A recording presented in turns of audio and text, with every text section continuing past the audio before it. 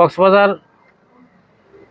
জেলা শহরের মধ্যে কক্সবাজার এই সদর আসন, যেটা আমাদের পৌরসভায়, এখানে সারা পৃথিবী থেকে এবং বাংলাদেশ থেকে এখানে পর্যটকরা আসে। এই যে এই মামলার ভিকটিমও একজন পর্যটক ছিলেন এবং তিনি এখানে চাকরির সুবাদে আসছিলেন। ওনার নাম হল এলিজাবেথ হিল্টন। উনি প্রতিদিনের ন্যায় গত 10/3/2025 তারিখ হিলটপ সার্কিট হাউসে উনি হাঁটতে গিয়েছিলেন।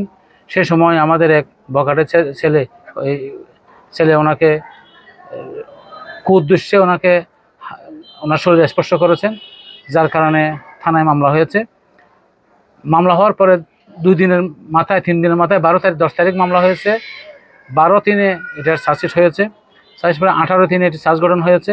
21/3 থেকে এটা মামলা সাক্ষ্য পর্যায়ে শুরু হয়ে এটা আমরা মাত্র 3 মাসের ব্যবধানে 4 মাসের ব্যবধানে এটা আমরা মামলা সমাপ্ত করতে সক্ষম হয়েছি।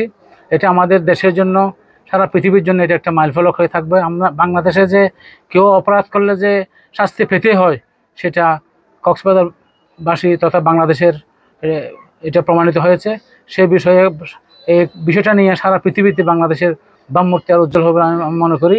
এই মামলায় শাস্তি হিসেবে আজকে রায় ঘোষণা করেছে। এখানে 10 ধারায় মামলাটা চার্জ গঠিত হয়ে আজকে 10 ধারায় শাস্তি হলো। এখানে এই মামলার আসামিকে তরিকুল ইসলাম ওনার নাম। উনি একজন ইয়াং ছেলে।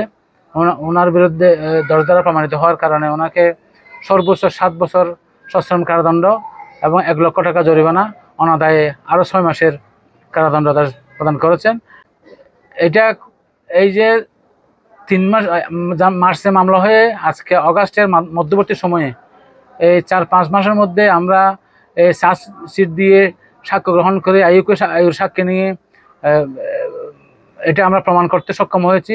বাংলাদেশে এখন পূর্বে যদি আমাদের এখানে ন্যায় বিচার না থাকলেও এখন যে ন্যায় বিচার প্রতিষ্ঠা হচ্ছে বা হয়েছে, সেটা প্রমাণিত হয়েছে। আমরা এই 5 মাসের মধ্যে এটা মামলাটা শাস্তি দিয়ে, মামলা প্রমাণিত করে শাস্তি দিয়ে আমরা সারা পৃথিবীতে বার্তা দিতে চাই বাংলাদেশে ন্যায় বিচার প্রতিষ্ঠা হয়েছে। এখন গণতন্ত্র প্রতিষ্ঠা হবে, সেটা আমরা প্রত্যাশা করি।